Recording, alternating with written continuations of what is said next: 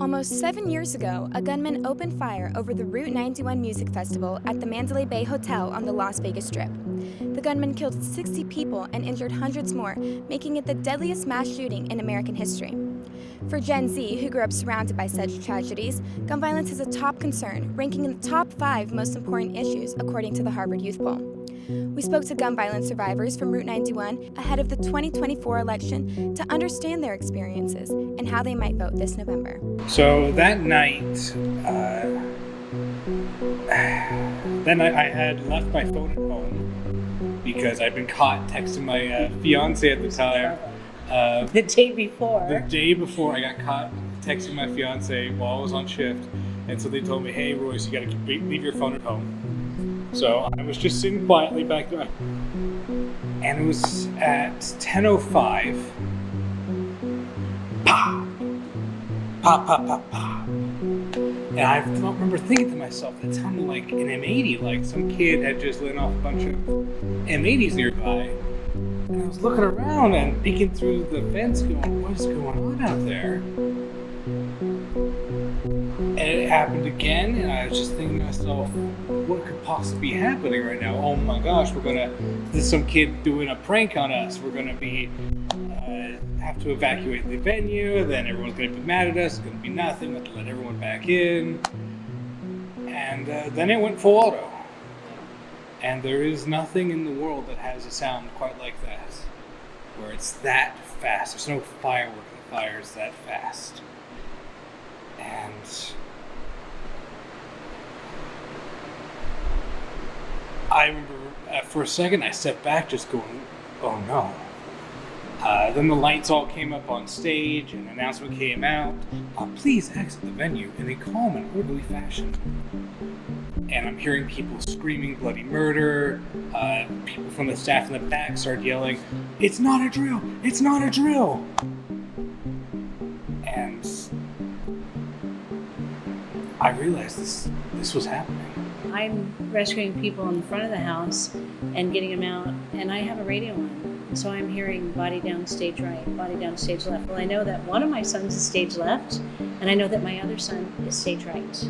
And so it's so scary as a parent to know where all of those people were getting killed, but my kids were right there. So it made it really hard.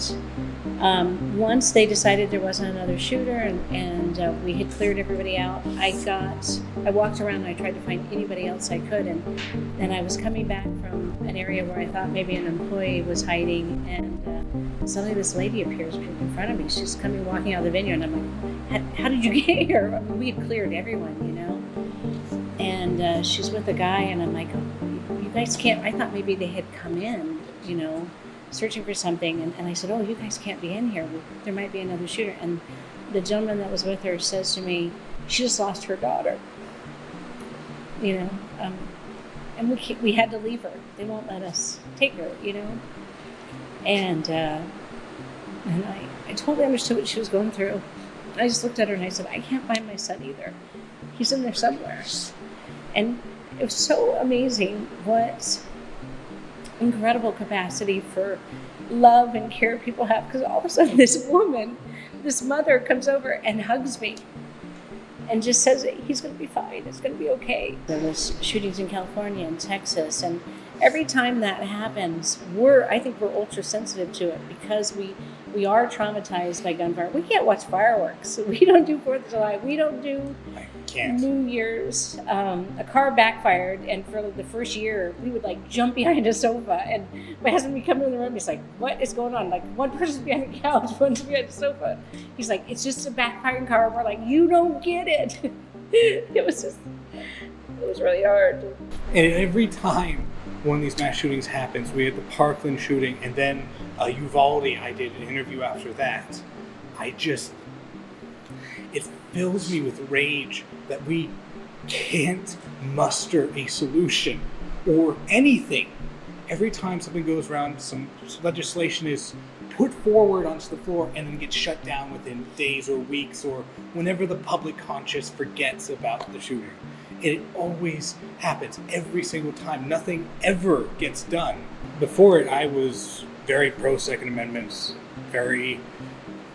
I thought guns were the natural part and a huge part of culture for America, but afterwards, I couldn't do that. There needs to be change, and the fact that every time the change has happened, it's undone a year or two later, it frustrates me into all hell.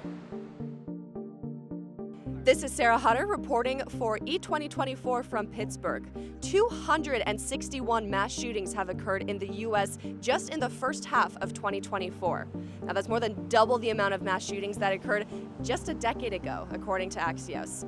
We're currently at the Tree of Life synagogue in Pittsburgh, where an anti-Semitic terrorist attack in 2018 killed 11.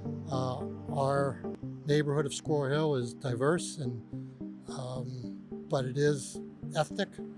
And if someone's going to perform or do an anti-Semitic act, Squirrel Hill is not illogical for them, but you never think it's going to happen in your neighborhood or to your synagogue. Now, students from all over have been sending in paintings and drawings to the synagogue since the incident happened in 2018. It hasn't been in use since that attack occurred, but if we look over here, some of these students are coming from schools that have experienced mass shootings as well. We've got somebody from Marjorie Stoneman Douglas High School in Florida. We've got another one from Columbine High School in Colorado, really all over. The local, national government, federal government needs to take steps to figure out ways to be able to limit the availability of weapons that aren't used for hunting or self-protection. I mean, AR-15s are nothing but a killing machine, and that'd be where I start.